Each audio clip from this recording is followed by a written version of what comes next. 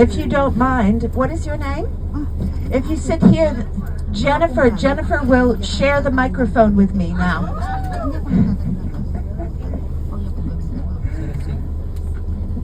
Of the Quai Branly, and in there you see many treasures from the Pacific and Africa and Asia as well. So it's a quiet morning, which is very nice. It's perfect. No traffic yet, but don't say anything. To the Eiffel Tower, which is very Parisian, and it's a beautiful view.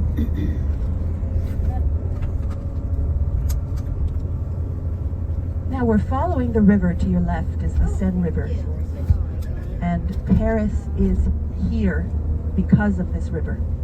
It's an old river. It's been navigable for thousands of years, and the very first Parisians navigated this river. It was a crossroads in Europe, so it's without the Seine River there would be no Paris. Right across the Seine now to your left, up ahead, you'll see the Grand Palais. That's the biggest glass ceiling in Europe, if not the world. And we will take a closer view in just a few minutes to commemorate a signing of an alliance between France and Russia. And you can see it's the most decorated bridge in Paris. And if you look out to the left with the lanterns and the golden Pegasuses, those are the golden winged horses, you see a wonderful view of the Eiffel Tower. Many couples come to take wedding photos on that bridge. So now we're up close to the Grand Palais, and if Antonio can manage to just maybe let us down in front of the Petit Palais. Let's all, you know, it's not always possible.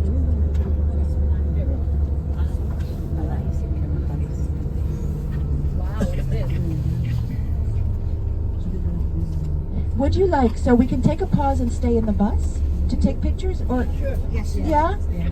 We don't get down, we just stay here. Just a few minutes. So the Grand Palais is to your left, also built for the World Fair in 1900, the Grand Palais, with the big glass ceiling. And on your left is the Petit Palais, so Grand Palais, large palace, Petit Palais, small palace. And they were both built for the International Exhibition in 1900 in Paris.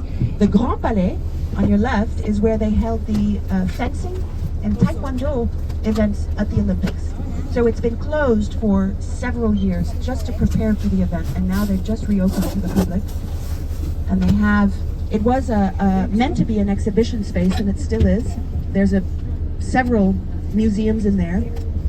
And the Petit Palais is now a museum with its monumental door. Do you see the gold heading now? Maybe the most famous avenue in the world.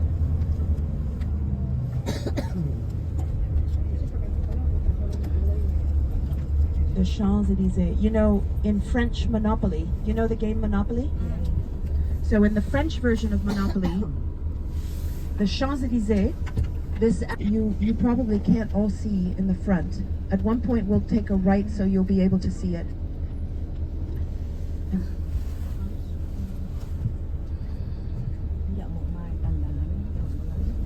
So they're closing down this Champs-Élysées for traffic.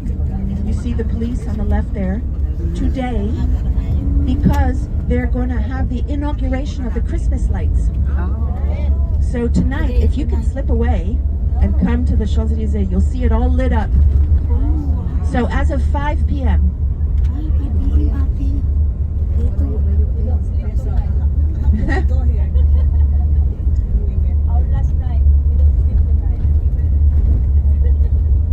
To your right, behind the trees, have you had a chance to have a macaron? Yes. No.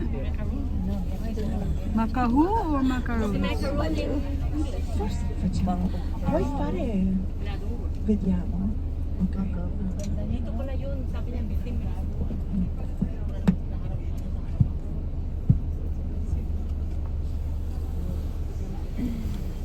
see that big suitcase? The Vuitton. Can you see that big silver mallet? That is hiding. They're constructing a luxury hotel there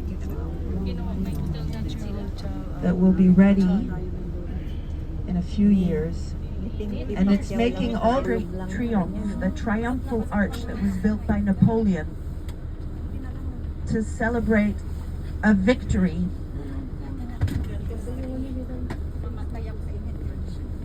They began building it in 1806 and they didn't finish it until 1836.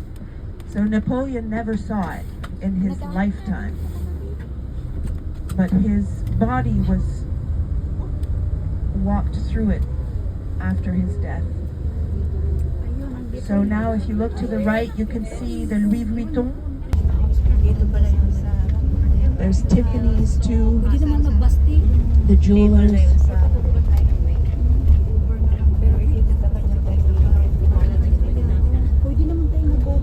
Pwede kayong mag-half on, half off for $46. Half on, half off? Yeah. Each? $46? Yeah. Ay, yung half on. Pero kahit sa the whole city of Paris, you could go. This Sige. Champs-Élysées street and place, they'd never seen Paris like it. And I said, that's because all the Parisians left. I say that, but all the stories about Parisians being very rude, they're just stories. They're no more rude than any other people in the world. Again, you have on your right, the Grand Palais. Basketball and street dancing competitions here. And today, passing through them, before we get to these buildings, have a look at these beautiful fountains on your right, the two fountains that were just recently restored, that were added in the 19th century, and they're symbols of the and now we're going to be to the left, a very famous hotel now, and to the right, the Hôtel de la Marine. It was where the Minister of the Navy had his offices for a long time, and now it's a museum. Maxime's on your left, we just passed. And the Madeleine Church was built, well, originally one of the kings wanted it built, but they never got around to building it because of the revolution. And it was Napoleon who actually built it. And it's become the church where many musicians and famous artists in the music world have their funerals. Okay, now we're really heading into the heart of the 19th century Paris.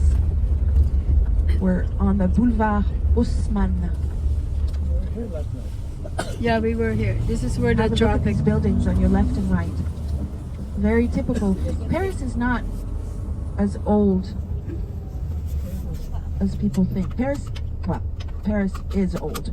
It was really even before, so 52 BCE is when it began. The Romans really started building here. They all have, well, some are slightly different nowadays because they've updated, but on your right now you'll see they're very uniform with the same kind of balconies, 5 or 6 floors, shops on the bottom. That was the idea in the 18th century. On your left, the Olympia is one of the most famous music halls in Paris. This is where the Beatles played in Paris for the first time. And the owner of the Olympia wasn't sure that they would be a success. So they just opened for another famous French artist, and you know the rest of the story. They became the most famous band. Yeah. On your right is the building where the Impressionist artists had their first show in 1874. And now you'll see on your left, although unfortunately it's behind scaffolding, they're renovating, is the famous opera house of Charles Garnier. We'll drive around it. And here we won't stop for a photo opportunity, but let's see. You see the buildings around, how they have the balconies. They have H&M, yes. H&M ahead of you. See how the architect, Charles Garnier, ingenious, he put those lampposts with the ladies to draw the attention of the viewers. So you look at his building. Oh, and yeah. not at the Yeah. other buildings. That's so amazing. On the right here is the Galerie Lafayette. This is one of the oldest department stores in Paris. You were here last night? Yes. You saw the Christmas decor then in Yeah. the windows. You were so Did you see the view from the top?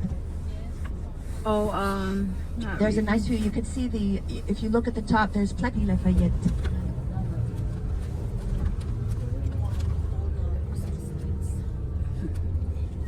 Wow, what a maneuver. Yeah. Bravo. That's our driver. He's so Yeah. good. So this is the entrance of the Entrée des Artistes. That's where the performers enter, all the workers of the opera house. And this was where the emperor, so this is Emperor Napoleon III, he would enter. You see the eagles on your left now. This was his entrance. And though he never actually used it because he was kicked out, he went into exile before, he chose the architect's plans above all the other plans proposed for a new opera house because of this entrance. Because the emperor and empress could go in their carriage and be dropped off inside already, because the emperor was the target of many assassination attempts. So this would provide a safe way to enter the opera house that he loved. He loved. There's, believe it or not, on the rooftop of that opera house there are beehives. There are many beehives around the city now on rooftops. They like it because there aren't as many predators to eat them, so they are very happy, and there's less pollution. Uy, nasa video ako. Paano na yan? Naririnig na yun sa video, hindi ko alam mag-edit. Hemingway said, he used to say, when I picture heaven, I picture it to be like the bar at the Ritz. Hindi ako yun na. Hindi ako nabiro yun na.